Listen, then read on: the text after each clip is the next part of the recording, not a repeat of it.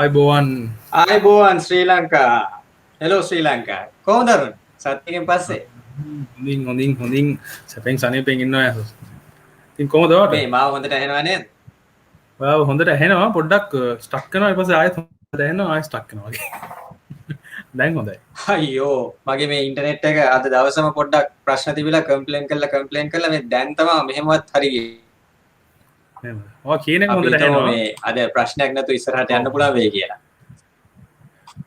අපිත් එක්ක මාව පේනවද? ඔව් දැන් පේනවා. Hello Pubudu. Hello welcome to the show. අපිත් එක්ක එකතු වෙලා ඉනවා පුබුදු ඉන්නවා. අපේ කට්ටිය එකතු වෙලා ඉන්න ඔයගොල්ලන් අපිත් එක්ක කනෙක්ට් වෙලා ඉන්නවා නම් අපේ heart button එක හරි like එක හරි press කරන්න. එතකොට අපි දන්නවා අපිත් එක්ක කනෙක්ට් වෙලා ඉන්නවා කියලා. hello රංග. hi. අපි බලමු තව කවුද අපිත් එක්ක එකතු වෙලා ඉන්නේ කියලා. මොකද අද විශේෂ එපිසෝඩ් පොඩ්ඩක් කියන්න මම අද ඇවිල්ලා හස් මම ඒ කියන්නේ ගොඩක්ම ආස කරන එපිසෝඩ්යක්. ඉතින් මේ එපිසෝඩ් එක ගැන බලන් හිටියා. මොකද මම ගොඩක් ආස කරන මැජිෂියන් කෙනෙක් තමයි. ඉතින් එයාගේ මැජික් දැකලා පිස්සු හැද්දු, ඒ කියන්නේ පිස්සු හැදුන කට්ටියකින් මමත් එක්කෙනෙක්. ඉතින් එයා ඇවිල්ලා අපි දන්නවනේ හැමෝම මේ කවුද කියලා. ඉතින් මම කියන්න ඒ කියන්නේ Pendant Fooler එකේ දෙපාරක් ඒගොල්ලන් දෙන්නා ෆූල් කරපු එක්කෙනෙක්. ඉතින් ඒ වගේ දැවැන්ත මැජිෂියන් කෙනෙක් චරිතයක් අපිත් එක්ක එකතු වෙනවාද? ඉතින් යසස් නේ අනිවාර්යයෙන් නේ ඇහෙනවනේ. ඔව් අපිත් එක්ක එකතු වෙලා ඉන්නවා. මට ඇහෙනවා මේ මට ඇත්තටම මේ හරි කේන්ති මගේ මේ ඉන්ටර්නෙට් කනෙක්ෂන් එකත් එක්ක අද වගේ විශේෂ එපිසෝඩ් එකකටත් මේක වැඩ කරන්න නැති එක ගැන. මේ ඉතින් හැමෝටම ආයෙමත් ආයිබෝවන් කියනවා. thank you අපිත් එක්ක කනෙක්ට් වෙලා ඉන්නවට. අද අපි කිව්වා වගේ අරුන් මේ පුද්ගලයා මටත් හරිම විශේෂයි. ඒ කියන්නේ විශේෂ දේවල් කීපයක් එයා නිසා සිදු වුණා විශේෂයෙන් ලංකාවට. Oh hi, we have Shawn also connected on Facebook with us. Hi Shawn, we have someone special connecting tonight. So stay tuned. ඒ නිසා මේ අපි නම් වැඩි විස්තර කතා කරන්න නැතුව ගෙලින්ම අඬගමු නේද කාමරේට. අග්ගල ඩෝංගලනකම අපිත් එක්ක එකතු වෙලා ඉන්නවා දිලීප මංගල, ෂෙනාල් එකතු වෙලා ඉන්නවා, දිනේෂ් එකතු වෙලා ඉන්නවා. දිලීප. හෙලෝ දිලීප ගැන රසවත් කතාවක් තියෙනවා අපේ අද ගෙස්ට් සමග. ෂෙනාල් ඉන්නවා, අපේ ක්‍රියේටිව් කන්සල්ටන්ට් ඉන්නවා අපේ ඩිලාන් ඉන්නවා. Any creations. hello Danny boy. එකතු වෙලා ඉන්න ඉවර වෙනකම් ඉන්න. එහෙනම් මේ මාර ස්පෙෂල්. ඉතින් ගොඩක් දේවල් අපිට දැනගන්න පුළුවන්, කතා කරන්න පුළුවන්, අහන්න පුළුවන්. ඔයගලන්ට ප්‍රශ්නක් තියෙනවා නම් අහන්න පුළුවන්. ඉතින් කවුද කියලා අපි තාමත් කිව්වේ නැහැ නස්. අපි නම් ඩොංගාලා යාට එන්න කියමු. මම කියන්න මම මේ ඉංග්‍රීසියෙන් කියන්න ඇහෙන්න අවශ්‍ය නිසා පුළුවන් තරම් මේ වීඩියෝ එක ෂෙයා කරන්න, තව කට්ටියට ඉන්වයිට් කරන්න. මොකද අද හරි ඉන්ටරෙස්ටිං එපිසෝඩ් එකක් තමයි යන්නේ. Good evening ladies and gentlemen. So today we have a very special guest as we've been talking about. He's none other than, a very close friend of ours. Personally, he's kind of an inspiration to me. He has been a 2 times world champion magician, 2 times. And he has been on Penn Teller Fooler and he has fooled them twice. He's one of the very few people who have fooled them twice. And that's a really, really great achievement. He's a Grand Prix winner in FISM or the World Championship. You have the winners and then you have a Grand Prix winner. He's a Grand Prix winner and he won the World Championship with what people would generally call a close-up trick that went on stage and won the stage category. Some of us think he's a card magician. No, he's an overall, all-rounder. He has performed in the largest theaters in the world. He's one of those guys who's never at home except for last year. He has been traveling so much around the world. He has been working in many cruise ships like Disney, the Royal Caribbean, the Norwegian stars, and I really don't know the names of the cruise ships even. He's none other than the great Shawn Farquhar, and we welcome him to the Magic Talk of Arun and Yasas. Hi Shawn, very good morning. Very good morning to you. 8 a.m. Wow, now so nice to see you both. So we warmly welcome you, Shawn, and more than anything, thank you very much for waking up so early. When I invited you, the first thing you said was that you can't remember the last time you woke up at 8. So thank you very much. I can remember the last time I went to bed at 8, but I don't remember the last time I woke up. Do I have coffee? No, I don't have any coffee. So Me right we really welcome you, and it's a pleasure to have you on. And Arun was looking forward for having this chat. He was saying like, I would really like to have Shawn by the side on the screen because he's a big fan of you. I mean, I am too, but I'm just talking about Arun because you haven't met Arun in person before. Yeah. So well, everyone, you first time. It's very cool. Thanks for being a fan. I can use those. It's nice. yeah. Thanks So so what much. you see at the bottom, everyone, is Shawn's Facebook page. Please go and like it and search him on YouTube. You can follow him. His channel is not difficult to find. If you just type Shawn Farquhar on YouTube, you'll see so many videos. So type Shawn Farquhar and you will be able to find him on YouTube. And we will share the Instagram profile also as we go on.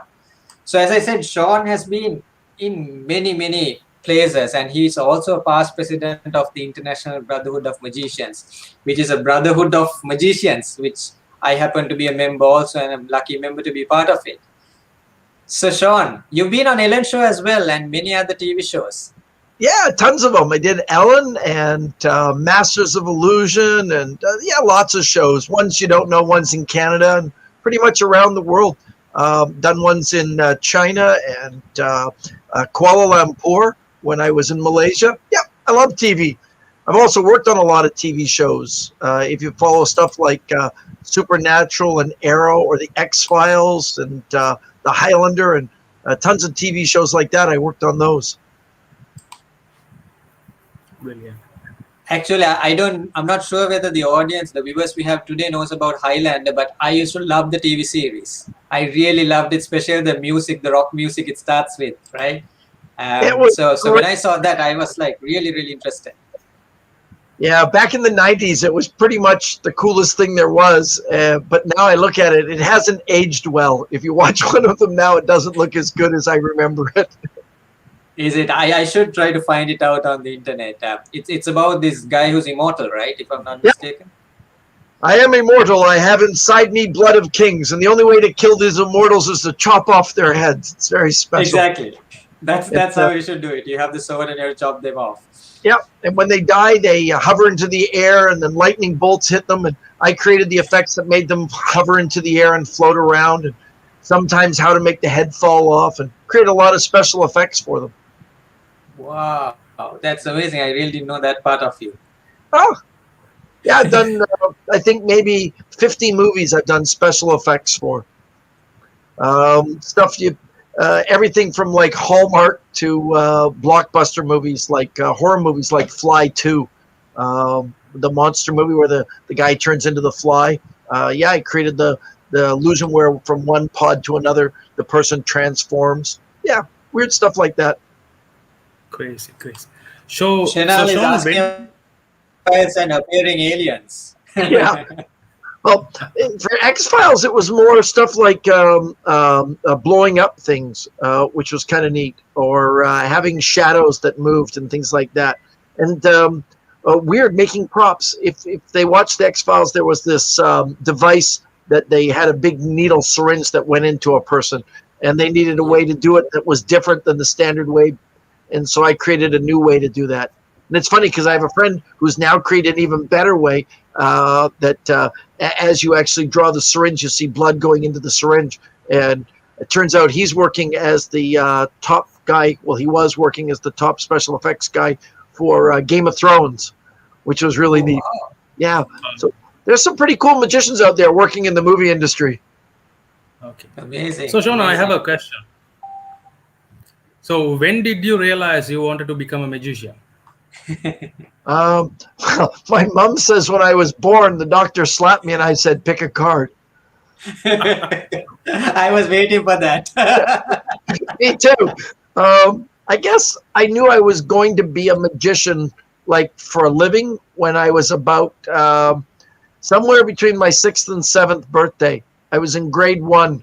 I was sitting with my friends, Greg Fielding and Pat McMahon. We were on the fire escape steps. It was career day at the school, elementary school. They would have a lot of people from different careers come in and talk about, hi, I'm a fireman, and hi, I'm an accountant, and hi, I'm in the military. And it was sort of like to get kids to understand what jobs were and to kind of get you in the right direction of what you wanted to be when you grew up. And I remember being disappointed as I went from classroom to classroom, hearing all these speakers going, where's the magician? I want to talk to the magician. I pretty much knew then that that's what I was going to do for a living. Amazing. Yeah, I guess I didn't even give it another thought. I remember my high school yearbook, when everybody else was writing, I'm looking forward to the summer off. My high school yearbook said, I'm looking forward to a summer of touring across Canada with my magic show. It was like, yeah, very different. Yeah. Wow. And Shawn, you consider yourself as the fourth generation in your family, right? Who has been as a magician? Yeah. My father, my grandfather, my great-grandfather. I'm the fourth. My daughter, she can do anything she wants to when she grows up, as long as she's a magician. That's a good one. No, she can do it. She can do card magic, coin magic, illusions. She's got a choice. So who's your role model, Shawn? Who's your favorite magician?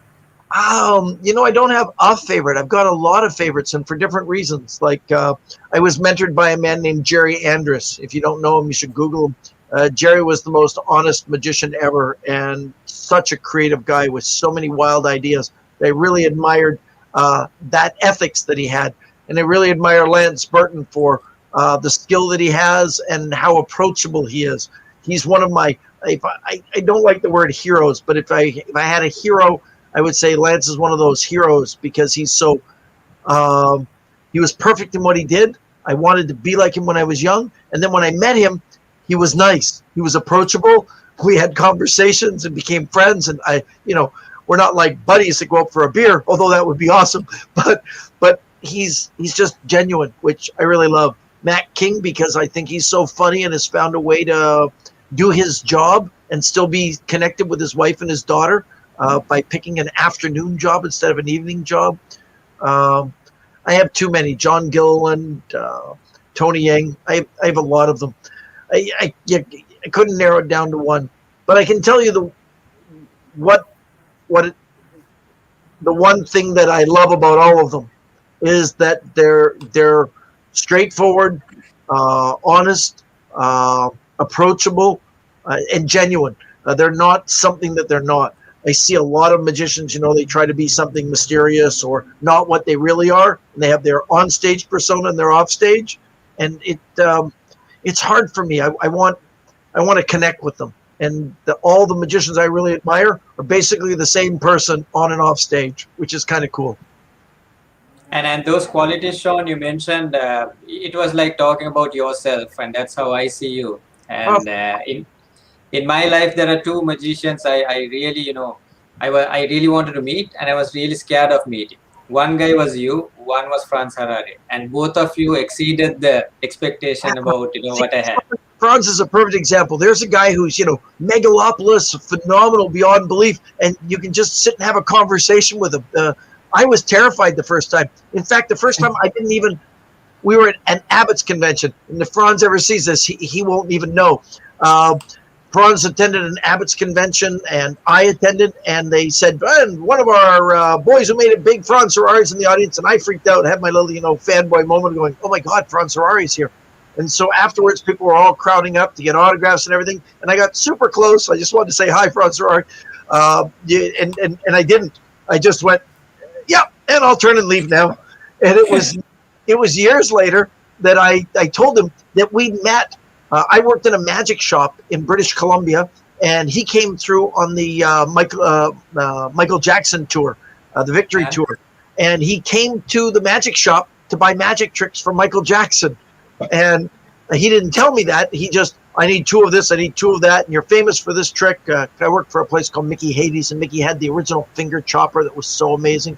And it was like, yep. And he said, show me some other stuff. So I sold him all this stuff, and I noticed that under his jacket, he had another jacket, which was his satin, tour jacket with Victory Tour. I said, who are you? And he explained and gave me a business card. I still have that business card. It clear plastic with him floating a girl with a silver mylar on it. It was just one of those moments. And I thought, oh my God, I'm meeting this guy. And then it was years later and I was terrified. It wasn't until another year after that, we were at a social event and I must have stumbled over my words 4 times to get to know him. But once I said hello, he just opened his arms. It was like, hey, nice to see you. Wow. Yeah. There's a question from Dilip, but Arun will take it later because I want to go into it slowly because there's a part that I want to talk about Sri Lanka and Asia, and then probably we can take Dilip's question at that point. Shawn, I just want to test your brain or rather your memory. Do you remember when we met first? FISM. That's right. That's right. They approached me in a hallway in the dealer's area. And yeah, we had a nice conversation. And you told me at the time you were doing a fundraiser. Exactly. Wow.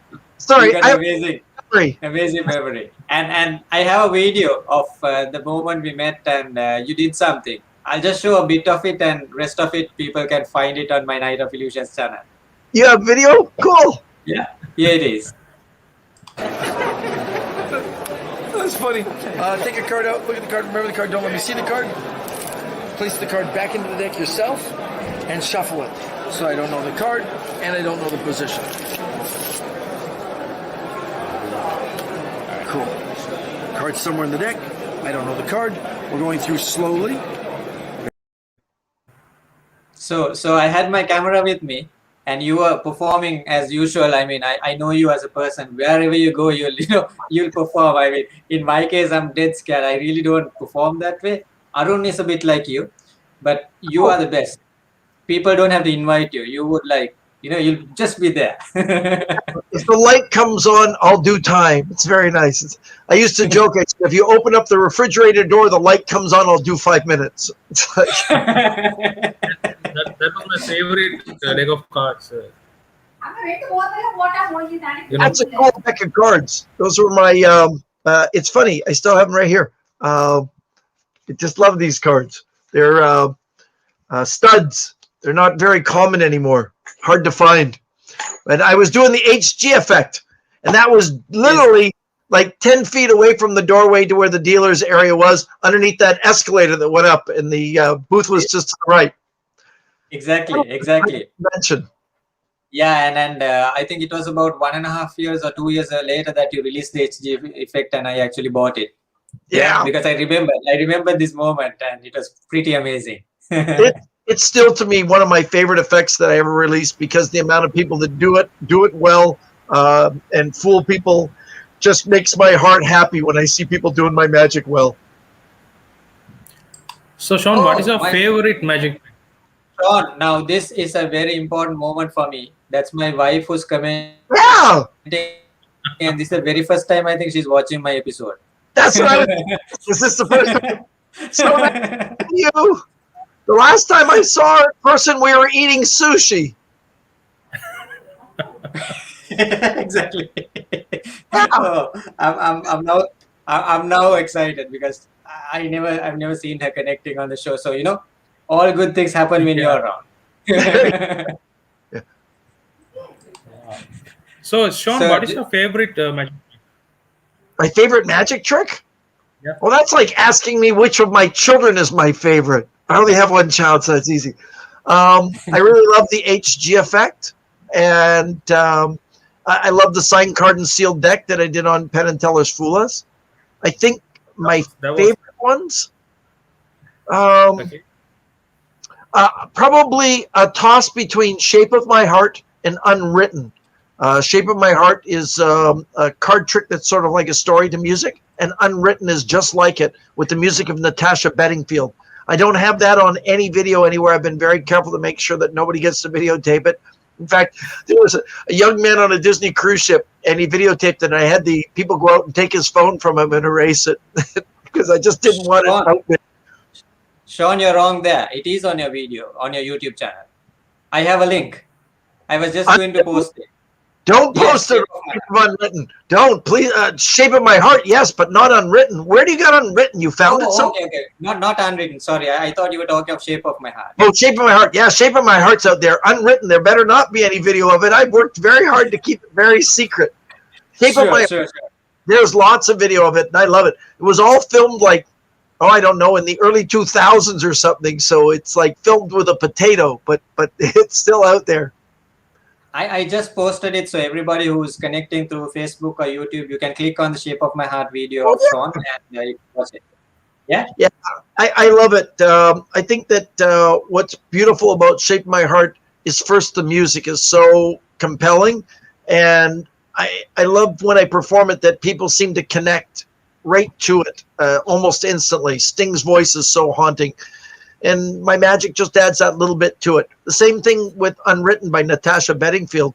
Natasha has this voice that's just unbelievable, and the recording I have is not the one that's available on the radio. I got the recording when it was her actually recording it herself. And so it's an old one when she was just a beginning artist. And so it was before it went to radio and became all pop and jazz feel to it. I have an original.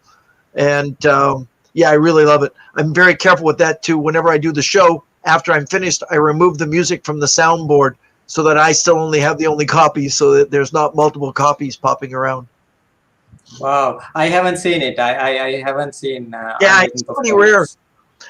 It's funny, I just ventured into the world of TikTok, and this girl that I really admire who does these song parodies, the other day she announced she got a recording contract, and I thought, this is so cool to see somebody, that you just connected with through multimedia getting a contract. And then yesterday, while I was watching her TikTok, Natasha Bedingfield jumped into the frame and had a conversation with this girl. I'm like, wait a second, Wow. I wanted to meet her, and the two of them are hanging out collaborating on a song, and I'm like posting, hi, my name's Shawn, I do magic, and I love Natasha Bedingfield. I don't want to look like a stalker, but it's like Wow, that's he's from the Darlington Magic Circle. That's my buddy James Bond. Hi Nick. Hi, nice to have you on our show. I've been to their magic club twice now, and both times an absolute blast. The second time I went, Nick was in a wheelchair, so I helped him get into the building by bumping him up. I pretty much manhandled his wheelchair to get him in because I knew what I was doing. I've been pushing my mom around in a wheelchair for a couple of years, so I had it down. He bunged up his leg, I think, or his knee. But he looks just like Sean Connery. Well, actually, he looks a lot better than Sean Connery because Sean Connery's dead. So he looks a lot better. We have Willie Allen also with us. Oh, hey, Wiley. Wiley's from Canada. Wiley, He used to be in my club, and he's moved to the other side. What's your all-time favorite magic performance you did?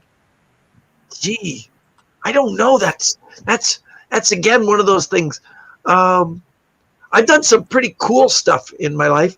I think the time I performed in the North American Championships to qualify for FISM, and I actually didn't win, I took second prize, was probably my favorite performance because I was dead on. It was, I don't know, 3,000 magicians or at least 2,000 magicians, I think it might have been, and everything went perfect. Everything. There wasn't like even the slightest where I had to work. Everything just worked. And when you come off the stage and you're just glowing, and then when they said I didn't win, I'm like, I don't care. I said, whatever, I won, because in my mind I did just one of those perfect shows. And I never dreamed I'd have a perfect show. I always said if I ever had a perfect show, I'd probably have a heart attack and die, which would ruin the show. But I must say that I think Shape of My Heart was the main trick that really got me to follow you. I mean, when I saw that, I really loved it, and the whole way you brought it, and to even win FISM Grand Prix as a stage magic act. I think that's. Though they called it parlor, but in the stage category. Yeah, very cool. I've seen several people use that music and nice, beautiful interpretations. There's a guy I think it's Mike Chung. I posted on Facebook a couple of years ago. He took the music and he did this beautiful routine with coins and cards, and it was I felt what I hope other people feel when they watch mine. I felt when I watched his. It was like, I love that people can take that piece of music and turn it into something, uniquely their own. Somebody told me just recently that Shin Lim has his own interpretation of it now. And I believe Shin will put a whole new twist to it, with his style of magic. And I'm sure in there's cards just morphing and changing. It'd be very cool to see sometime. Definitely. That would be amazing to see.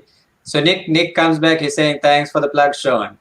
And if I'm asked to appear as Shawn Connery now, I ask if I should bring my own coffin.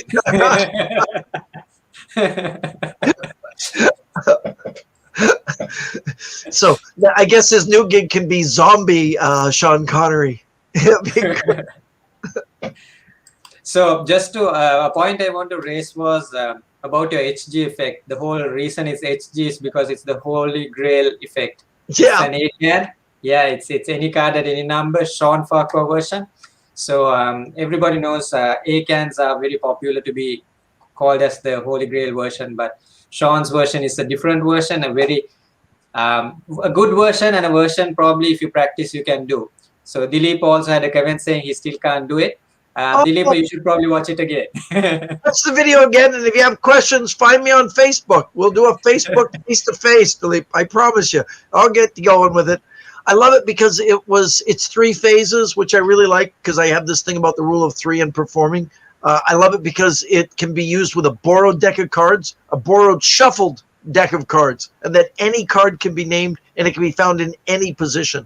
It doesn't have any card in any numbers are use my deck or don't shuffle the deck or false shuffle the deck or you pick a number between 10 and 27 or something. There's all these little restrictions on it. And I wanted something that my goal was find 5 magic tricks I didn't like and why I didn't like them and then fix those things. And one of them was, basically the any card, any number, because I didn't like all the restrictions that came with it. And so I sat down and went, well, if you could shuffle the cards first, have them the first time I say name the card and name the number. And I like that because then that's the way it's normally done. And then I explained to the audience, you shouldn't be that impressed. You told me the name of the card and you told me the number. I knew a lot of information. So the second time I have them pick a card, which I don't see, they put it back in. And then I say, give me the number. We find I said, you shouldn't be impressed. You still gave me a number. And then the third time, they don't even pick a card. They just think of a card. And then they hold the deck. And then I say, don't even think of a number. Just start putting cards on my hand from the top, the bottom, the middle. It doesn't matter. And when you stop, for the first time, what's the name of the card? Hold it up and they see it. So they didn't think of a card. They didn't name a card. They didn't give me a number. And so I think it helps the audience to understand how difficult it is on each of the levels. Kind of a cool way to do it. Definitely. It's one of the best, as I said. When I saw it the first time, I was like, wow. and I didn't want to even ask it. It was like, and the good thing is, I remember when you were performing it, you wanted me to film it. And you were pointing things at the camera, and also I was really lucky to have it at an early stage. Yeah, you had it really at the incubus when it was just going. I had it down and was just doing it for lay audiences, of course. But when I got to FISM, it was like, here's the opportunity. Yeah, United States, not Canadian. That's right. I remember at that same spot, might have been that day, might have been the next day, 2 British guys came over and asked me if I would perform it. And they said, we understand you have an ACAN. Would you mind sharing it? And I was like, sure. So I did it. And the 2 of them went, interesting, and just walked away. There was no wow, and it was interesting. And I was like, well, that's a weird reaction. But about half an hour later, they came back, and I was still standing there. I said, we think maybe you were lucky. Can you do it again? And I was like, yeah, sure. So I did it again. And this time, I turned my back to look away. I said, I'll look away while you pick the card. That way I don't know what's going on. And when I turned, David Berglass was standing there. And I was like, my God. And they brought him, and he was watching from behind. And I was like, hello. So nice to see you. And then I got all nervous, turned around, finished the trick, and I looked back to Mr. Berglass, and he just went, interesting, and walked away. And I was like, wow. It was a cool moment. Wow. So I remember this moment where Ken Weber talks about in his Maximum Entertainment how he got fooled by David Berglass and how he kind of challenged him with his pack shuffled and, a similar kind of... Come on, the guy's international man of mystery. He's a legend. I mean, exactly. He is the ACAN. I mean, he just is. just to have them even in the same room, let alone watching you, is like unbelievable. I was lucky to meet him as well at FISM Italy, and that was really, really nice to see him there, because I think he was around, and so was his son. Yeah, So, yeah.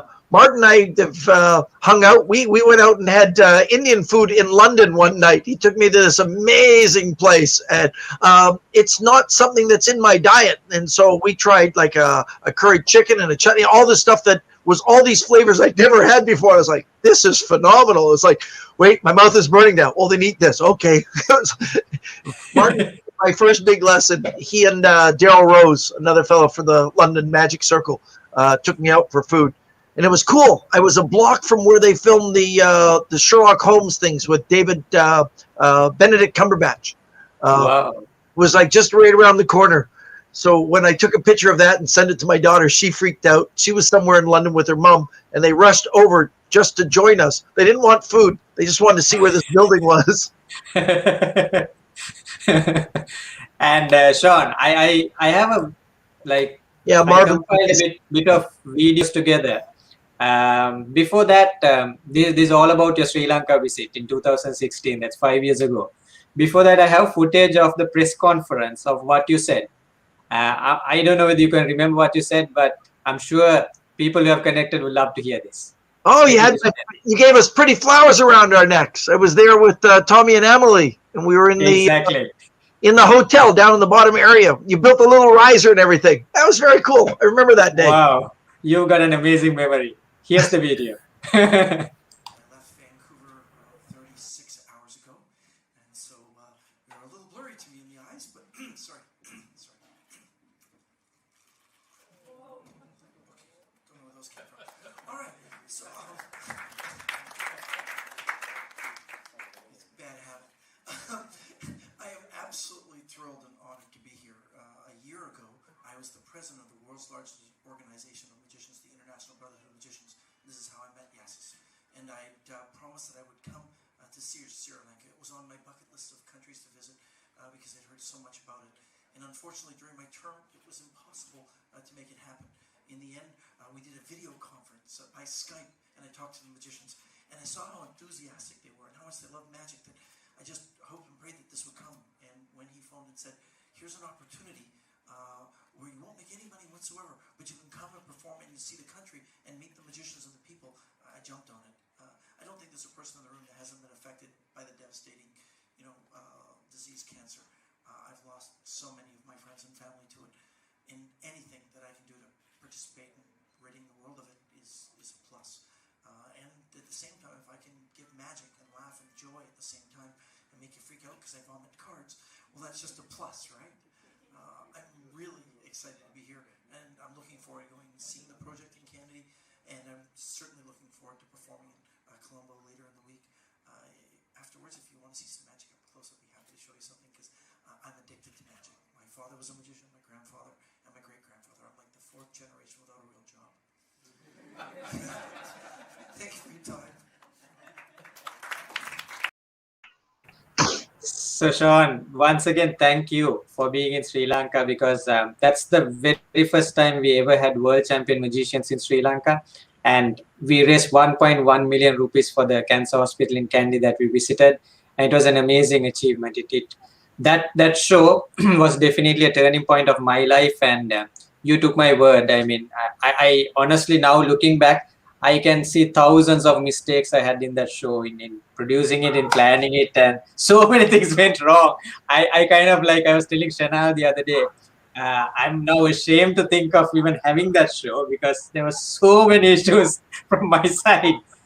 Yeah, but your heart was in it 100%, and you raised over 1 million rupee. Come on, dude, it was awesome. It was, everything about it was awesome.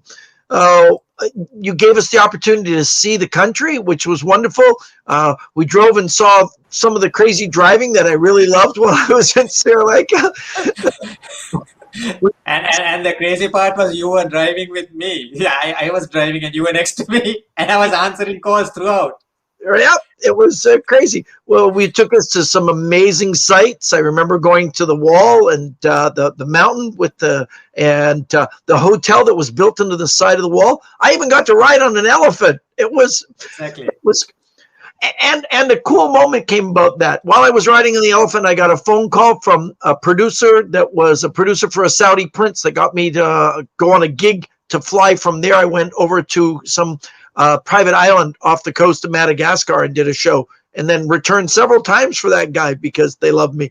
And it was funny because I was on the phone and said, "Can I take this call later? I'm riding an elephant right now." The guy was like, "No, really, I am. Can I call you back in about 10 minutes?" Yeah, it was pretty weird.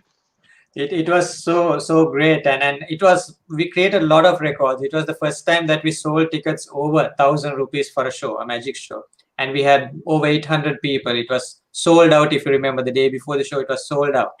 And driving around Sri Lanka, the crazy thing is, what I realized was the way you nap. You nap like a cat, right? You take 5 minutes, and this is what Shawn does. Shawn says, "Yasas, I'm going to rest for a while." And then in 5 minutes, he's up and he's talking. I'm like, "Yeah, so you said you're going to nap?" "Yeah, I'm done. I'm relaxed." 5 hours. And I'm like, "Wow, this guy sleeps." And I was taking a lot of calls. I wasn't supposed to do that. But I remember counting, we had over 55 calls on our way to Kandalam from Colombo. Yeah. I was organizing the show on my way. I actually stopped doing that. While doing it, while at the same time running the little magic event, because we went to the club meeting and we got to do magic, and I judged a contest, and yeah, we did everything. It was awesome. Yeah, it was a marathon. It was a marathon. I really thank you for doing that, because it was a short visit, in the sense we had 3 days or 4 days, and it was jam packed. Yeah, well, we even got to go to Candy, and I met where you went to school, and it was really fun. And we went to the groundbreaking. It was awesome. I have some videos, some stuff that probably you haven't seen as well. So let me just roll it out so everybody could see the visit in Sri Lanka.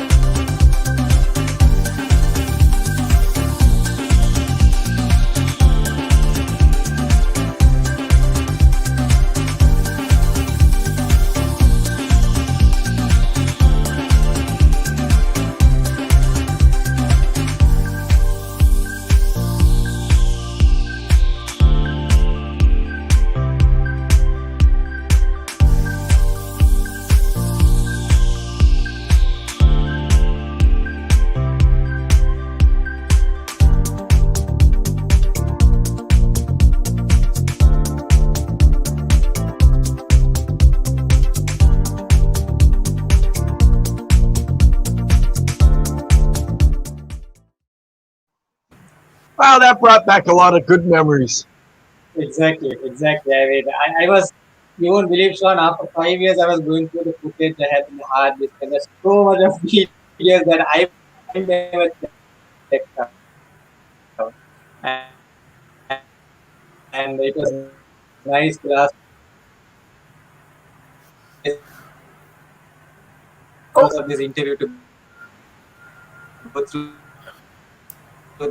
that. And it was bringing back some lovely memories. Yasas can't hear you. Starting to break a little bit. We have Dilip with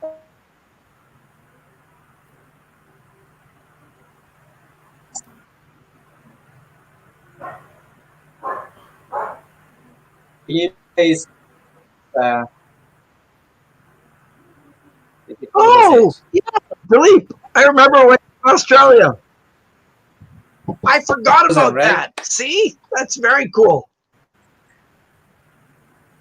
Exactly. And Dilip is the guy who made the track for that video. So he's one of the best keyboard players in Sri Lanka, and he's a magician as well. Wow. Well, thank you very much, Dilip. That was very cool. It's funny. I posted a video the other day, and somebody said the magic trick was great, but the music hurt their soul, and that I should have to pick better music. So I picked So you can very hillbilly. you can contact Dilip anytime. He's so gifted and an amazing human being. Residue. Yeah, well, thanks for listening to me. It's an honor to see you and talk with us. I'm happy to talk with people. If you love magic, I love magic too. So Shawn, can you show us a small magic trick? I mean, quick magic. Sure. I'll show you one that I posted the video yesterday. So I've just ventured into the world of TikTok. It's my new thing and brand new to it. And I really don't understand it. But I did this yesterday. I thought this was cool. 2 playing cards. Here. I pull one playing card this way, and I put the other playing card in between like this. So it's just in between. I call this bypass. If you watch the card, I can make it just go right through like that. Doesn't that look weird? It's like the card is going through. It really just goes right through. But the playing card is solid. There's no tear. Just it's a solid playing card. Isn't that weird? Yeah. It's my job. Wait, I can do better. I can do better. How about this? Seen this? You can't go in through the bottom. You can't go in through the top. It's a padlock. If I went like that and I went inside, wouldn't that be cool? Yeah. Oh my God. That was fun. How did you do? So you know, it's the magic moment. I showed you this when we were getting set up. You see, it's a picture of the Statue of Liberty. David Copperfield made the Statue of Liberty disappear. This is just a Polaroid. You get them with, my kid has one of those one shots where you just take, that's a picture of the Statue of Liberty. When David made it disappear, he covered it with a cloth. It was gone. Probably one of the greatest moments. Another one of my personal heroes, David Copperfield, making it disappear. I mean, it just goes like in a blink of the eye like that. It's just gone. I love magic. Wow. So Shawn, I have a small question. So when you're doing a magic trick, magic performance, so how do you handle stressful situations? Oh, that's a really good one. I try to think positively and remember 2 cardinal rules. One is I wouldn't put anything on stage that I haven't practiced 1,000 times. So I already know I can do it well. So why am I questioning myself? And the second is I always remember that the audience doesn't want you to fail, that there isn't anybody there that doesn't want to see you succeed. So you've got the best of both worlds. You already know what you're going to do, and the audience loves you. And I put those 2 things into my head, and I go out. I think the most nerve-wracking is about the first 10 seconds when you go out and you try to figure out if the audience is actually going to like you or not. Because I have walked out, and audiences just didn't like you from the moment you walk out. They go, oh. I had a company I worked for, and the president introduced me. He said, I'm going to say a few words and then introduce you. Okay. And he came out and said, well, ladies and gentlemen, as you know, this has been the worst year in history, and we're going to probably lay off about half of you. We'll lose your jobs. We hired a magician. He's going to come out and do that while I go off and figure out which one of you aren't working for me anymore. Hope you enjoy the magician. That's how he introduced me.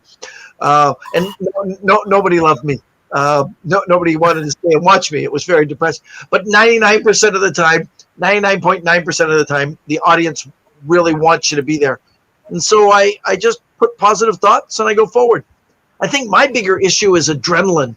I get really excited, and things like Shape of My Heart are usually the end of my hour show. So by then I've used up every bit of adrenaline that's in my system because I'm vibrating when I come out on stage.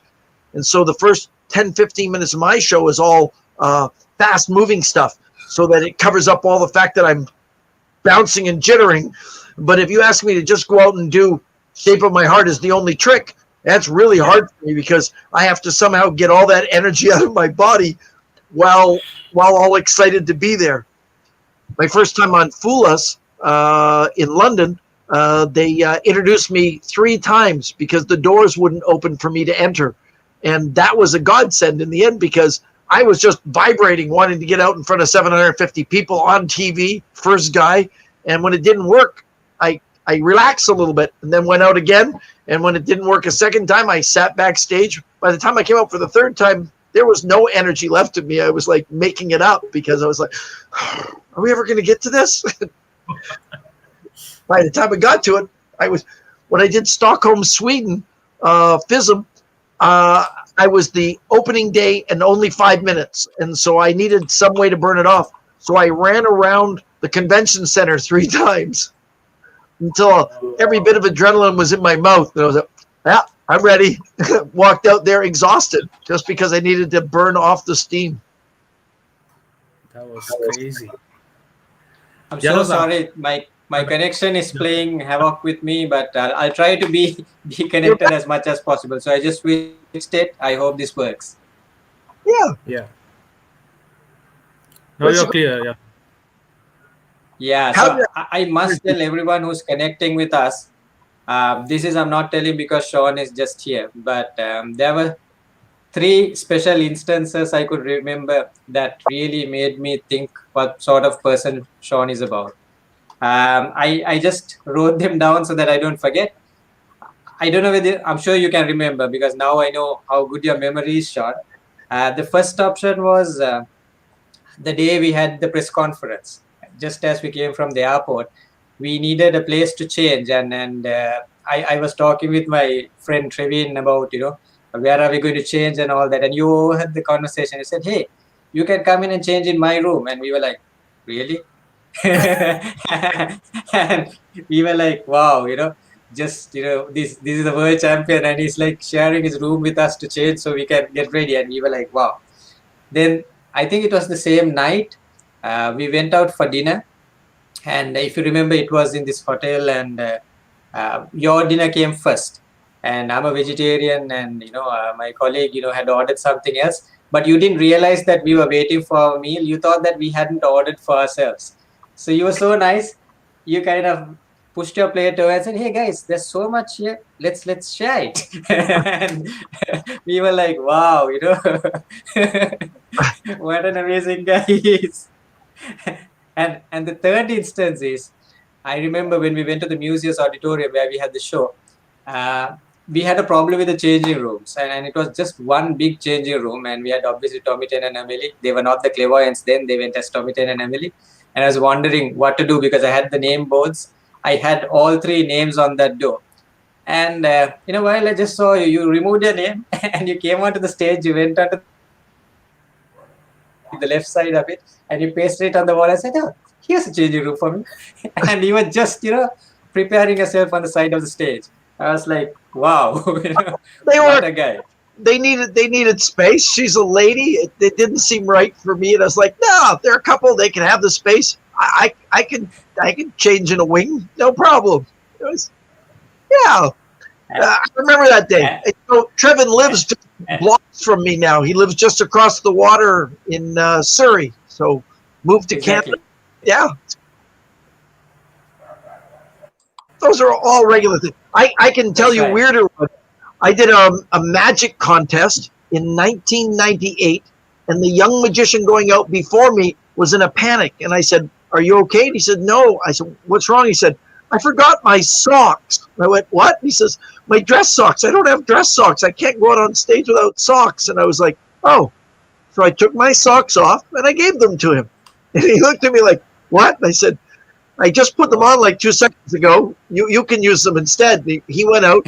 He was so nervous when they came back. They were so wet. I couldn't put the socks back on. So I took black duct tape, the gaffer tape, wrapped them around my ankles, and then put my bare feet into my shoes and went and did my show.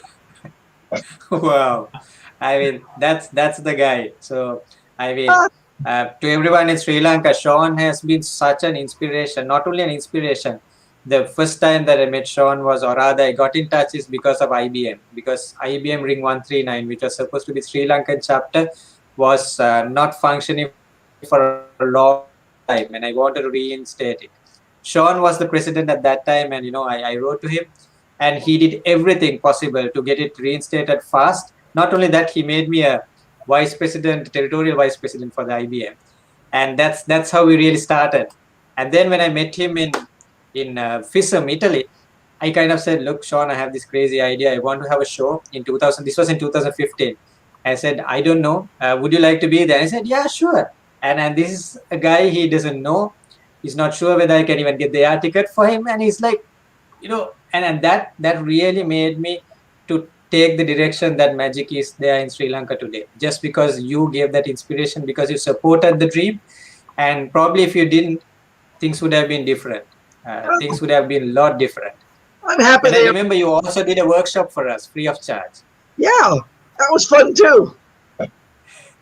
So, God, I mean, thank you, Shawn. Thank you very much. This has really changed us. It's a 5-year journey. I tell everyone out here, because 2015 FISM was like the eye opener for me to be out of Sri Lanka to see magic there. And then obviously I went to France Harare in Macau, the House of Magic, and then you come into Sri Lanka. And actually, the story that people don't know is I had to postpone the show 3 times, and Shawn agreed all 3 times. 2015, because I couldn't find the sponsors. Then 2016, it was supposed to be in January. Shawn and the Clever and Tommy and Emily, they agreed as well to postpone by 1 month, because the main sponsor pulled out January first week because they had a problem on the 31st night with their budgets on an event. And so it was that. And then last year, or rather it was last year. We were supposed to have Shawn again in May. We booked him. Chanel helped us in that, and again we had to kind of postpone it. So thank you again, Shawn, for being so understanding and supporting us. I wanted to bring Hidden Wonders to Sri Lanka, maybe sometime in the future, but this pandemic thing kind of gets in the way of stuff. Exactly. And Shawn, the other thing is the little girl who was on the show that you picked, Netra, right? Everybody who saw the video, you saw, this little girl gets on stage, Shawn picks her from the audience, and that show changes her life. Probably she said she might connect today. She must be listening. She loved magic after that. She started learning magic. She attended a magic workshop of ours. And then we had a contest too, because this time, for the first time last year, the IBM Youth Conference was virtual, the Lance Burton Conference. And we were able to get someone. So Chanel and I, we thought we'd sponsor someone from Sri Lanka. We ran a competition and Netra won it. And then she gets the chance. Probably she was the first Sri Lankan youth and the first female for sure to be in the youth conference of IBM, the youth seminar. And then again, Shawn, being Shawn, gives a shout out during the Zoom session. And she was like overthrilled. She never expected that even. So thank you, Shawn. That somebody, to help me in the show ended up at the Lance Burton Youth Teen Seminar was like, wow, that's so cool. She's like, what? I know who you are. That was very neat. So, I mean, you might not have known this, but this is how you have inspired. And as you can see, all the comments that comes through, there's so much of respect, so much of, interest that you generated, the videos you post, the interaction you have. And I saw Chanel had a question, how on earth do you have so much of energy? And being with Shawn in Sri Lanka, he doesn't stop talking at all. He'll just go on and on and on. No matter how many people he would meet, he would make sure that he talks with everyone. And that's, an amazing level of energy and a really important skill to have. It's not just magic. Magic is the energy, I would say, that you have. Yeah. I get my energy from everybody else. I suck the energy out of everybody. I want, if you have energy, I'll give it back twice as much until you're tired. Then I'll still have a little energy. I don't know how. I don't drink soda or sugar. I don't have coffee or caffeine and anything like that. It just, I don't know. I manufacture it from other people's energy. I don't know, but definitely it's something everybody should take from you. More than learning your magic tricks, I think it's the energy and the attitude and the positive vibe you have, the aura that you spread around. I think that's what all the magicians who connect should take, whether a magician or a non-magician. I think that's a very good quality of you. And one thing for sure, after meeting you and then also Neil and Ashley from Canada as well, there are two things that I give top priority to have on Night of Illusions. If they're from Canada, that's definitely a yes. And if they are cruise magicians, it's again a yes. Because I realized if you done cruises and if you're from Canada, you're very easy to work with. That itself is enough. You don't need to see the magic. Canadians will always begin by saying sorry, then they'll try to help you. And if you're on a cruise ship, you're part of a big show, so you're willing to do just anything to make sure the show goes well. Those are all good training. That's very smart. Yeah, Neil's awesome. Neil and Ashley, they've worked all over the world now. Exactly. Yeah, very proud of them. So, Shawn, what is the most rewarding part of being a magician? The most which? Rewarding. Rewarding part. Rewarding part. I think it's what Yasas just touched on, affecting people. I hope that I give people a sense of wonder, that childlike sense of wonder, and I inspire them in ways. I think the greatest compliment I get is when people say I inspired them, either to perform magic or just to be a better person or just have a better day. When people say your magic inspired me, it just makes my heart swell. It's a wonderful compliment. Yeah, I think the most rewarding thing is being able to give people a sense of wonder. I've done shows where I never realized it. I talk about a long time ago on a cruise ship, a gentleman that I met after the show. He was standing on the deck, and I just finished coming out of this Blue Lagoon restaurant and walked over and struck up a conversation, and we talked until the sun came up, which is not a long time in Alaska because the sun just kind of goes down and comes back up.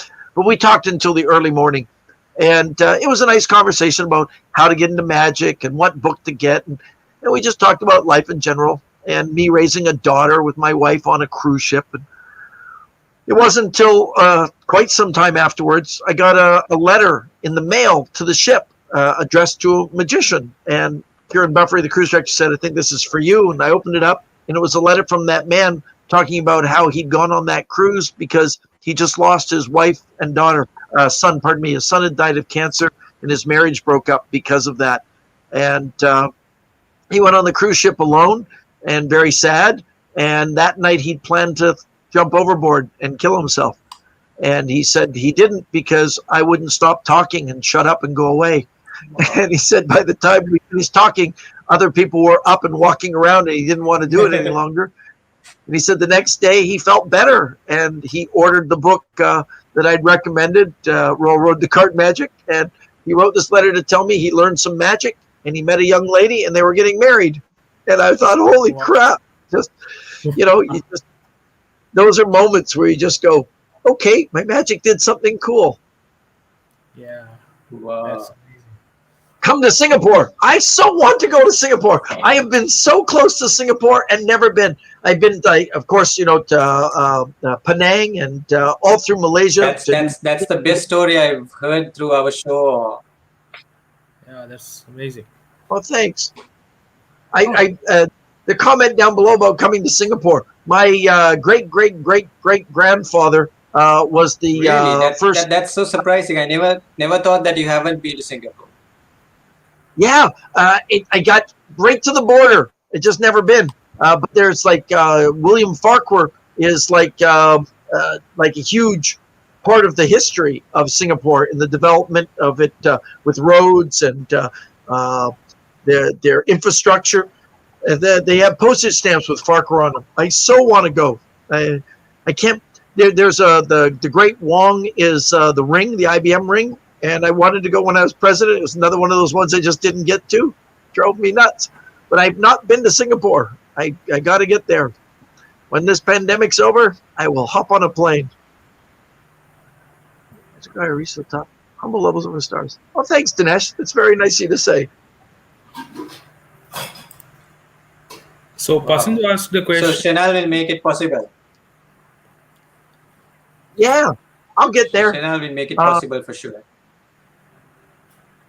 How did I come up with the idea for Shaping My Heart? I watched a movie. It's kind of an old story. Told it a few hundred times. So Pasidhu has been asking this question.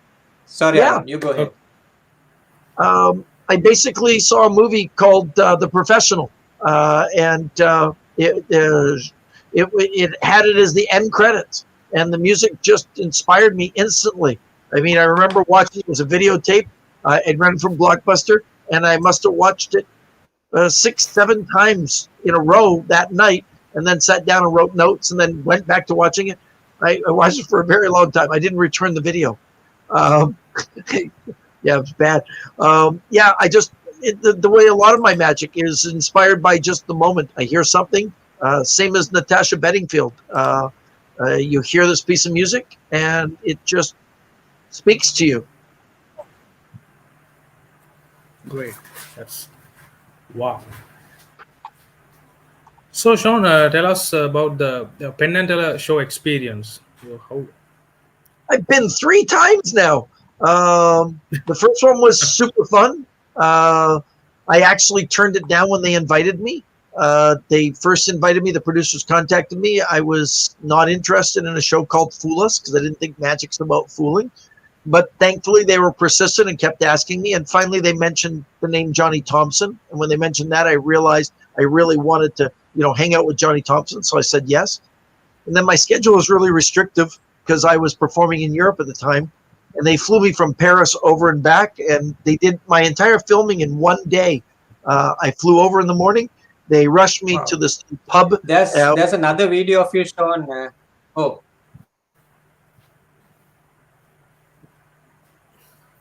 Another video? Oh, there's a delay, I think. Yeah. Yasas, can you hear me? Oh, he seems to be lost to us for a second. I'll keep talking until he tells us that he's back with us in the same group.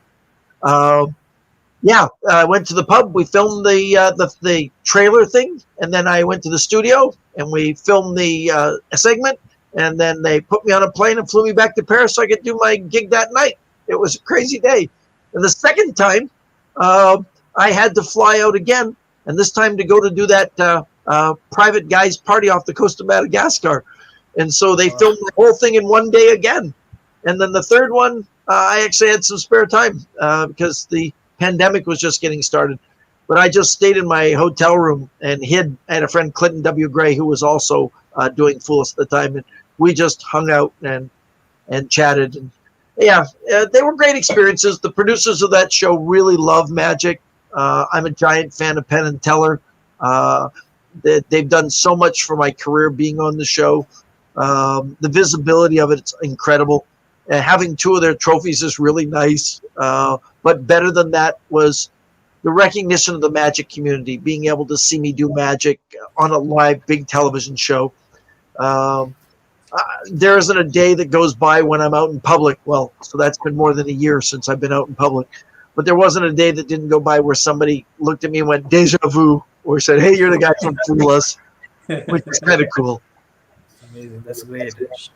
Shawn, there was a question from Dilip about what do you think about South Asia, the magic in South Asia, and maybe about Sri Lanka. You had I think it was 5 years ago, but then what do you think? I think that magic is growing there, and I think it's awesome. And having people like you, Arun, Trevor, that really are spearheading to make sure magic goes in a great direction. I think that's really nice. Having the IBM ring and putting together youth magic conferences and sponsoring young people to go to things like the Lance Burton Teen Seminar. I think you're headed on the right path. I remember the magic levels vary. You guys had some amazing stuff in the Big Nights of Illusion show, which was really cool, promoting Toyota at the time, and the car stuff was very neat. If you remember, we stayed in a hotel one night, and while we were wandering around, and there was a local magician performing. And that's right. And it was fun to watch because he had some very typical stuff that you'd see anywhere, but he also had some things that were very unique to Sri Lanka, which was really neat. I think you guys have this opportunity to put your own voice to your magic, which is important. not to just do what you see on the videotapes on YouTube, or when, Murphy's Magic or Penguin puts something out, everybody wants to do it the way they do it. Don't do that. That's something we're losing in magic. It used to be when I traveled, I'd go to Korea and I would see Korean style magic. I went to Japan, I'd see Japanese style magic. I went to, Germany, I saw German style magic. Now, because of the way the internet is and the way people buy magic, it all seems to be the same magic now. And I think you guys have that opportunity to make sure that magic in Sri Lanka stays Sri Lankan, and that even if you get similar effects, you can make them so they culturally are more pronounced about where you're from. Canada, I guess we do more down to earth, things that match into our style. I loved when we were doing the show for Nights of Illusion, and Trevin needed a volunteer, and Hannibal, he comes over and says to me, "You're going to volunteer and help me." Okay. And all of a sudden we're out there doing the dance. And I was like, okay, this is funny. Because for me, it was like, okay, I don't know the dance. He says, don't worry, you'll get it. And he started, and I did it, and the audience cheered. And I was like, this is nice, because it set a mood, and it stayed within a cultural aspect. And I think that's a really great thing. It doesn't have to be hoity. It doesn't have to be artsy-fartsy. It just can be, hey, this is how we as people like to respond to things and how we react. And yeah, I think that's important. I really enjoyed my time in Southeast Asia, and I want to spend more time there. And out of the whole trip in Sri Lanka, is there anything that stays top of your mind in terms of the experience you had? I rode an elephant. Okay. So that was the first time you did it, is it? Yeah, well, I rode an elephant in a circus one time when I was about 8. But it wasn't the same. This was outside. I went to the water. I hung out with elephants. It was cool. I ate breakfast with monkeys. That's right. Yeah, breakfast is what they did. I saw elephant in the wild when I looked out my hotel room window, and they were just wandering through the woods, knocking over a farmer's little shed. Yeah. I watched a bus driver hang out the side of the bus to tell the other guy it was safe to drive. That's a good one. Yeah, lots of cool things. The friendliness of the people in the lobby after the show, the amount of people that wanted to shake hands and hug and take pictures was really heartwarming. The genuine reaction of the people, the hospitality, the food, everything. It was just too much. Yeah, I rode an elephant. Okay. That's a brilliant one. And also for all the viewers, if you haven't seen, Shawn had that time he was vanishing bottles wherever he was. And he did that on Sri Lankan Airlines as well. So there's a video on Shawn Farquhar's YouTube channel. I'll share the link so that if you haven't watched it, you can go and have a look at it. This was a request by Sri Lankan Airlines actually being a sponsor, and Shawn took up the challenge, and he took a wine bottle, if I'm not mistaken, or off their bottle. It was a big wine bottle off their cart. Normally I banished little tiny bottles, and it was like, no, exactly. Bottle. It was too big for the bag, in fact, wasn't it? It was too big for the bag. It stuck up this tall, so as I pushed it, just slowly disappeared.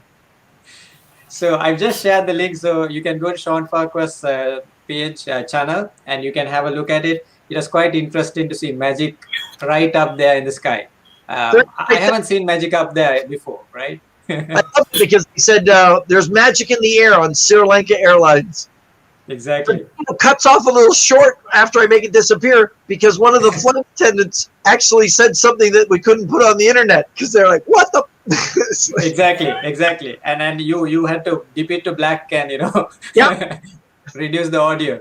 So there was an interesting story. Pasindu says there's a story behind it. So what happened was, Shawn, we created this Facebook group of Sri Lankan magicians. And then, we started introducing ourselves. And after about a month, Pasindu comes into the group and he says, hey, you guys, do you know this guy, Shawn Farquhar? He has been on Sri Lankan Airlines. And he shares this video, right? And we were like pulling his leg saying, oh, really? Shawn Farquhar, really? On Sri Lankan Airlines? And then he says, yeah. And he's talking about something he's going to do in Sri Lanka. And then finally somebody said, just look at what he has typed at the bottom. And then it says nightofillusions.com. And it's like, oh my God. That's funny. Always nice to be told what you've done. Very nice. We have Dunstan Manojara. He's a very senior person from Independent Television Network of Sri Lanka. So he says he saw your 3.1 million hit clip on Ellen's show. Oh, yeah. That was absolutely brilliant. I had such a good time. So the funny story is, when I got the phone call to my house, I didn't know who Ellen was. I didn't pay attention. I did. Wow. Hey, it's not in my world. So this woman phones, hi, I'm the producer of Ellen, and I'd love to have you on the show. And I had no idea what Ellen was. I said, sure. When are you looking? They said, maybe in a week. Can you send us some videotape of what you do? We'd really like you to do this thing called Shape of My Heart. And I was like, oh, well, you'd need to get, coverage for it for mechanical rights. It's owned by Warner Brothers. I said, well, we're Warner Brothers. I said, you're what? She said, we're Warner Brothers. Oh, I wasn't aware of that. Like, you're Warner Brothers? Who is this? It's like, and I said, I have some other stuff I can do for you. Let me send you some video clips. So they give me an email address. It's just a Gmail account. So I'm thinking it's like some local cable television station. And I sent them videos. They came back with, well, this would be great. We'd like to do that. Can you send us another video? This, I'm like, wow, they're being really picky. I said, does this pay anything? And they're like, well, yeah, it's scale, union scale. I'm like, union? Oh, it's union. Okay, this is something. So the next day I told my wife and daughter, and I said, hey, I got a phone call to be on the Ellen show. And of course, my wife freaks out going, wow, blah, blah, blah, blah. And my daughter's all excited. And then my daughter says, that's really lucky for you, Dad. I'm glad you're going to be on that show. I wish you'd go on the show with the lady that dances with her guests. And my wife goes, that's Ellen, Hannah. Now, Hannah's all screaming. And shit. I'm like, whoa. I still didn't totally get it until the day before. Literally the day before, I watched the Ellen show and went, oh, my God, this is big. Got on a plane with Lori and Hannah. They put us in a limousine. They put us up in this nice, big, expensive hotel in Hollywood, drove us the next day, parked us in the parking lot for where George Clooney is. It said George Clooney on the and parked. He goes, says, you can get out here. I said, we're parked in George Clooney's spot. He goes, yeah, that's okay. All right. Wow. Went inside, and it's the guy who played Sheldon on The Big Bang Theory. I'm looking at him, this guy Parsons. I'm like, hello.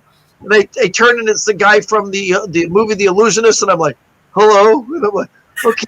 They said, this is your dressing room, and I got my name on the. I was, oh, this is pretty cool. It's like, wow. About it was huge. They treated my family so nice. Kids aren't supposed to be in the audience, but when it came my turn, they actually asked one of the audience members to get up and stand on the side so my daughter could sit in the audience and watch her dad on the show. But Ellen walked up to her, right? Ellen walked up to Hannah.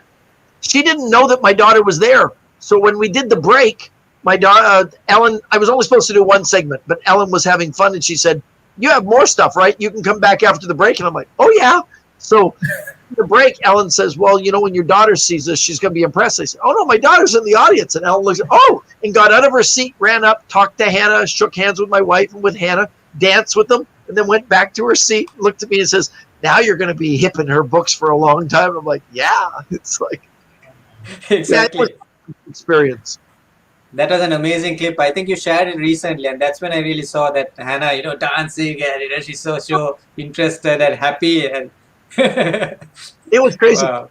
The follow-up to that story is funny. After that show, I was flying to South Carolina, Myrtle Beach, to do a magic show. And the producer had told me the ticket sales weren't going really well, that they were sold some, but it wasn't like as big as they'd hoped for. And I said, well, I wish I'd known before. I'd have tried to somehow mention it during the Ellen show. And he said, what? You're on Ellen? I said, yeah, it's going to air tomorrow, the day before this big show. And he said, really? So I guess he went out and invested and put an ad on his local television station that ran right after my segment on Ellen. And he sold out the show completely. Wow. In fact, we had to hold the show for almost half an hour because they were still processing tickets at the door from people buying tickets. It was crazy good. Wow. So did the Ellen show happen after FISM or after you won FISM or before that? I'd won FISM. It was the same year that I won. I was the reigning world champion of card magic at the time. Wow. So what gave you more boost? Was it Ellen show or winning FISM? I think winning FISM only gets you fame among magicians. And I think most magicians who win FISM don't actually promote it a whole bunch. And so most people don't ever hear the word FISM. They just hear world champion and it moves on. Ellen definitely catapulted me, and so did Fool Us. And Fool Us, Right. I think Fool Us more than Ellen, even though there's like 3 million hits on Ellen.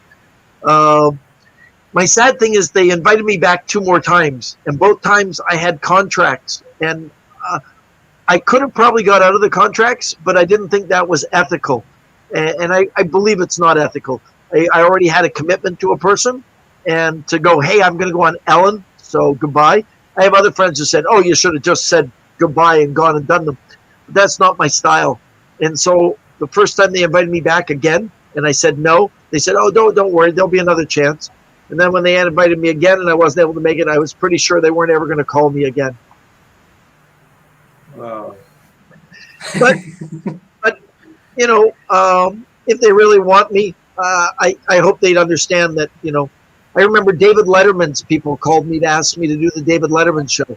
And the day that they wanted was a day that I'd promised my daughter I'd take her on a elementary school bus trip to go see this place called Pretend You Mine. And I tried professionally to say I already had an engagement, and the guy just kept pressing. So finally I said, look, the truth is my daughter is going on a field trip, and if I don't go, the whole class doesn't get to go. So can I do any other day but that Monday? And he said, no, I'll give you a few minutes to think about it. But, I was like, no, I don't need any time.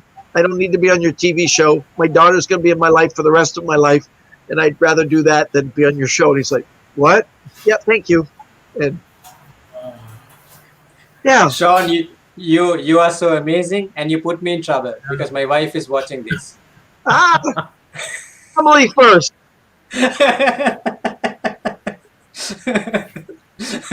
So next time she's going to quote, you remember what Shawn said?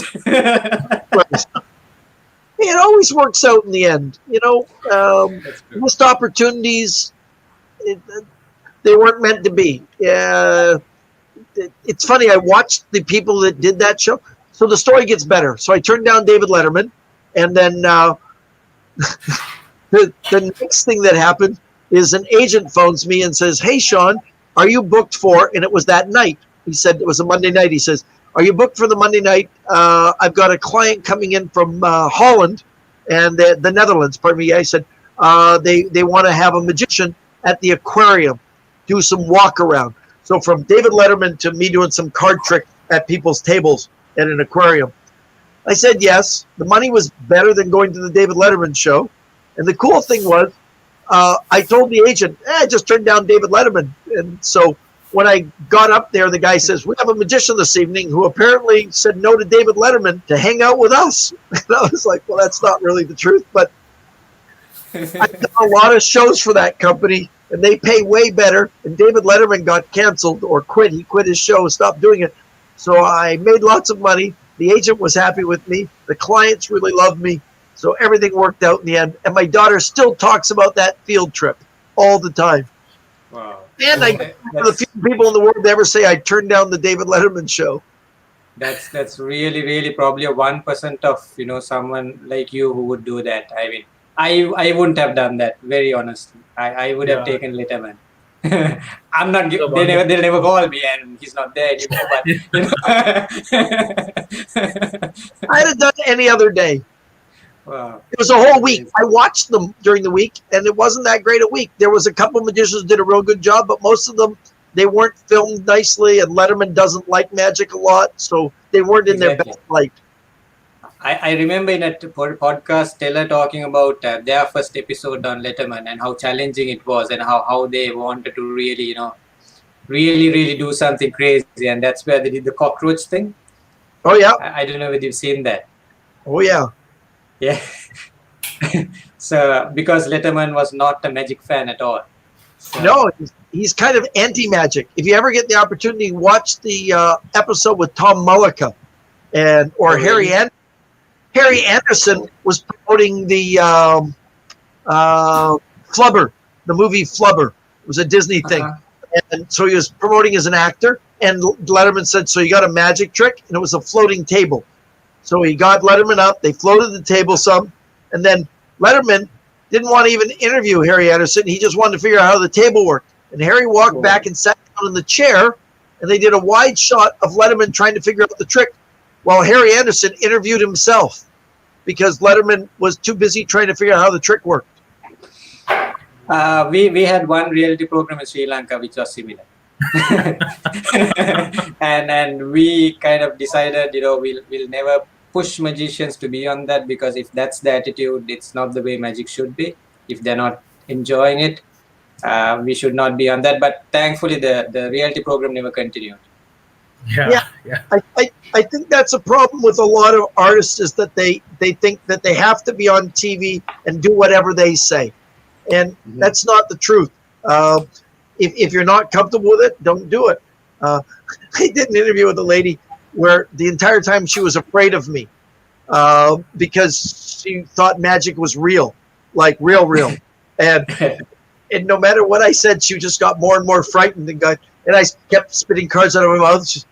It was like, yeah. And she said, maybe we can film this again and you don't do any magic. And I'm like, no, that's why I'm here. I'm a magician. Wow. Shawn, there's a video of you when we did this competition for the magicians in Sri Lanka. I just took a bit of it and I would like people to see that, because it's a trick that you did so close with people all around, and it's amazing. So this is for the viewers. Shawn performing in Sri Lanka, not at the Night of Illusions, but in the competition we had, the Night of Illusions Challenge Trophy.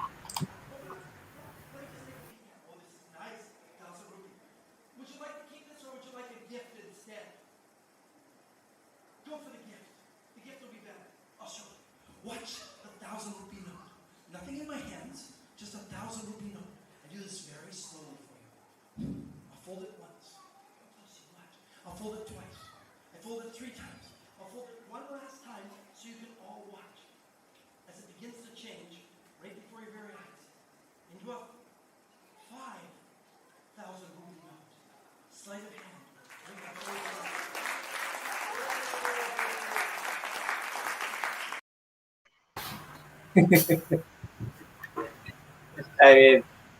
I want to point out I gave it to him.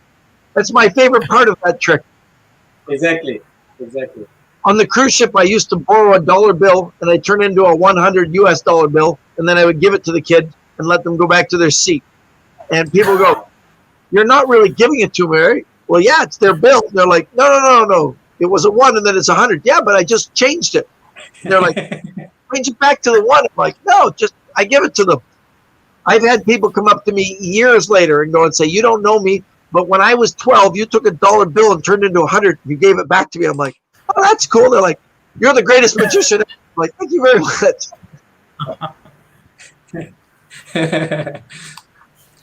Yeah, we are getting so many comments because everybody wants to know how to change 1,000 into a 5,000. Magic. My new trick is taking $100 bills and turning them into ones. Oh, wow. The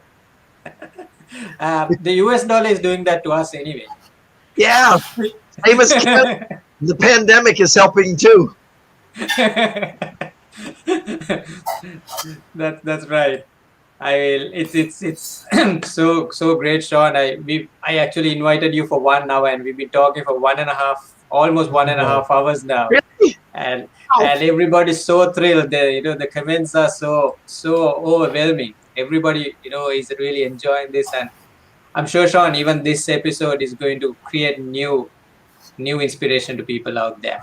And thank you very much. I mean, one thing I know about you is you're not just a magician. You're not a card magician. You're an illusionist. You're a builder. As I can see behind you, you have stuff which you use for building, right? And Yeah, I projects. kind of, yeah, so many projects out there. I see your garage with, various I can see some tools and Rubik cubes. Yeah. yeah, Yes, I Rubik can. cubes as well. Yeah.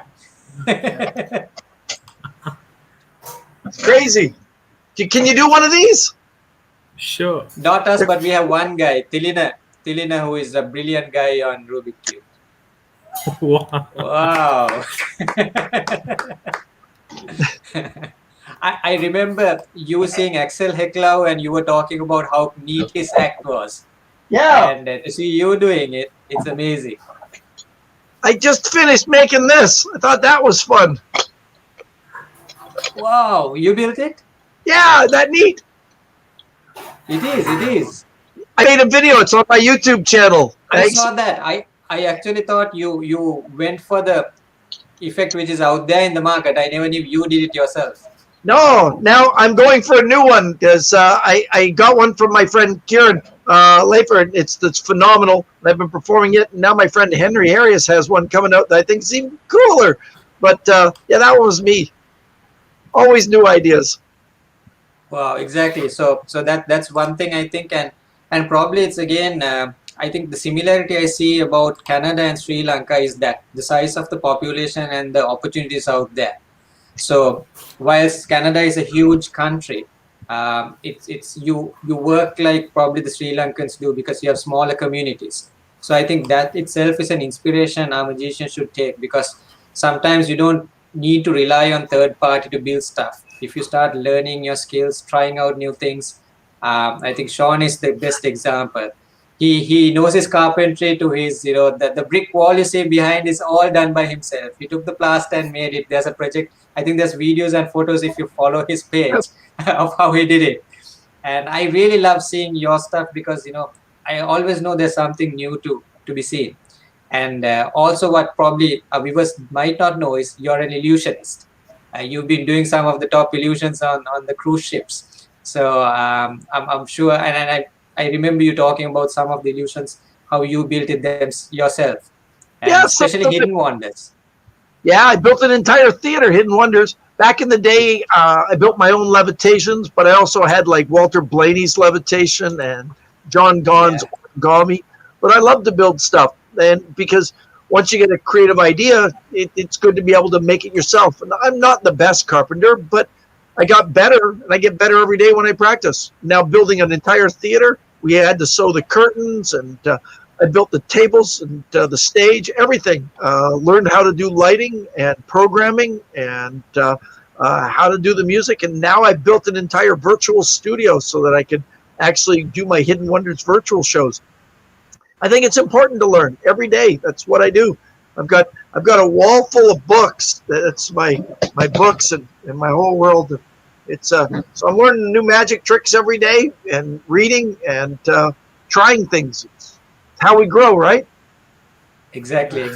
And do you have the brass cups that I gave you by any chance over there? They're on the other side of the room in a little cabinet. But yes, I do have them, and they're absolutely gorgeous. There are only 3 sets in the whole world. Even I don't have one. One is with Tomiten and Emily. One is with you. The other is in David Copperfield's museum. Oh, very cool. Well, I feel very honored. I love them. They came with little brass balls too, which were really neat. Exactly. So when I went to Vegas with Chanel and my other colleague Hasita, who is also in Ontario in Canada, I wanted to give something special. So I took this set, and when I gave it to him, he was thankful he took it, but I never thought, he'll really even look at it. And the next day we meet him at Magic Live, the conference passed him by. And then when we say hi, he says, "Oh, by the way, I put it in the museum." And we were like, wow, that's probably the only Sri Lankan artifact in David Copperfield's museum. That's very cool. Very cool. Yeah. But the difference is in your one, we couldn't have an application. So maybe it has discolored by now. And we realized, we need to do that. So no, they still look great. Really? Yeah. Oh, wow. Yeah, so for absolutely gorgeous. For David Copperfield, we actually did the overcoating. So probably it'll last a bit longer. Oh, in terms of the shine. They still look good. Great. So, Sean, Great. can you give some advice for young magicians? Yeah, stay in school. Okay, when you finish school, um, if you're going to do magic for a living, treat it like a job, but give it all the passion. If you decide not to do magic for a living, whatever you be passionate with, add magic to it, because magic is more than just a trick. Magic is a lifestyle. It's I eat, sleep, and drink magic. My friend Ice McDonald has the best line. He says, "If you cut me, I'll bleed magic." So read lots, share magic with others. Try not to spend all your time on the internet, and do magic for human beings. Do it safely right now, but doing it for real humans is different than doing it on the internet or just making a short video. This is a world that we have to be in right now, but it doesn't mean that we can't grow as artists both on the internet and in the real world at the same time. Read lots. I have 10,000 books on magic and lecture notes, and I pull out something new every day. And I have trouble reading. I'm dyslexic, but I work hard to get through books, and I'm ADHD. I can't keep track of anything for more than 2 minutes. But I fight hard to learn, and that's the way to do it. Practice lots, and remember, when you're doing your magic, there are usually 3 things: effect, method, and presentation. And all 3 of those are important, but they're not as important as the 4th thing that we never talk about, which is effect, how magic affects you. So when you look at your magic, figure out how you're affecting the audience, what you're giving them. Are you really showing them how clever you are, or are you teaching them how wonderful the world is? That's brilliant. Wow, Sean, that's an amazing piece of advice. I mean, Yeah. coming from you, it's really, really, really great to hear all that. And I didn't know you were dyslexic. That's Oh, so. yeah. I mean, my respect level increases further Yeah. to know that how you do what you do. That's amazing, because you have recommended certain books to me. Yeah. Yeah, Maximum Entertainment is one, and the other one is The Illusion Building by Jim Steinmeier. You Oh. recommended it, and I bought it soon after. Both great books. Now they've got Maximum Entertainment 2.0. Yeah, Arun and I, we both have an autograph version of it.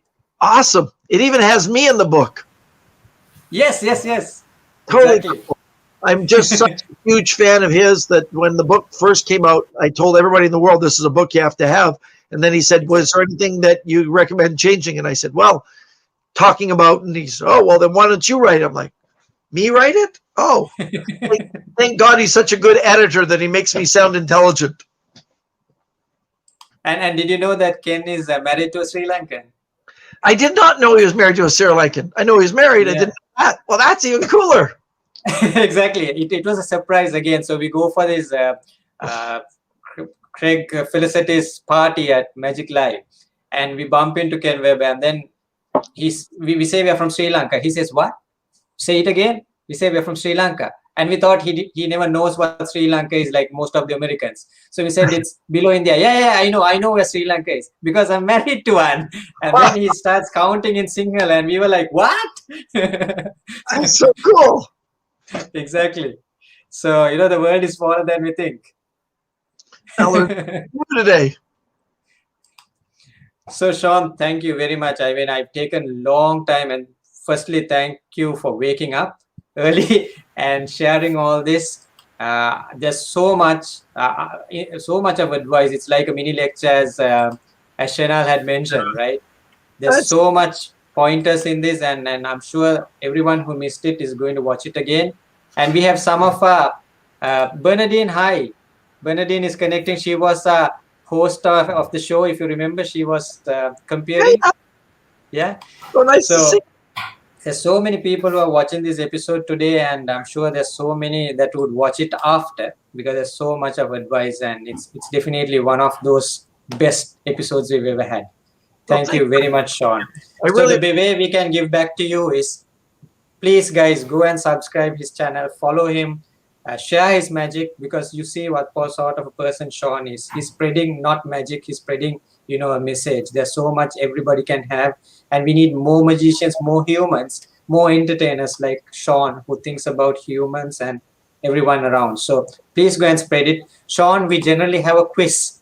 So I'll just run the quiz intro, and then the question, you can ask the question based on something we discussed earlier. It can be something easy, it doesn't have to be something difficult. The rules are, if they have participated and won before, they can't win again. If they're a magician, they get one-to-one mentorship with me and Arun. We can spend 1 hour and we will support them in whatever we can to mentor them. If they're non-magicians, we are planning a magic beginner workshop. We will give them an admission to the workshop. So those are the 2 gifts we award. You can ask a simple question. I'll just run the intro so you can think of a simple question. Okay. Here's the intro.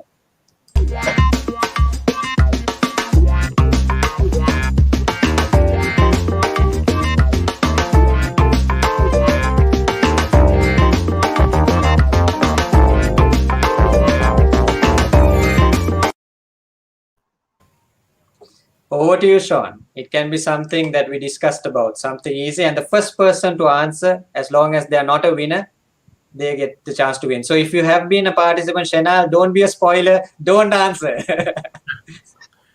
I'll make it real easy. In 2015, I was president of what organization? Who's gonna?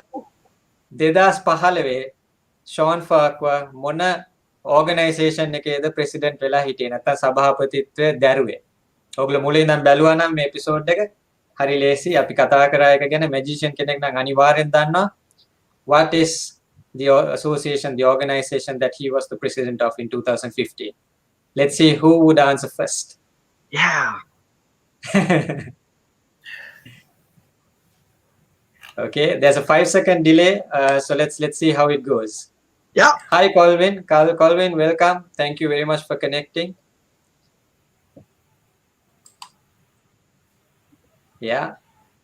You don't have to type the whole name. You can even take the acronyms of it. Yeah.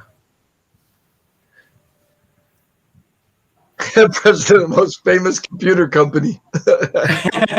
Exactly. Pranam had won, no, Arun? Yeah.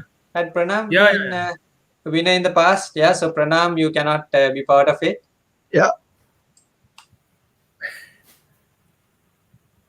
Yeah, Dileepa.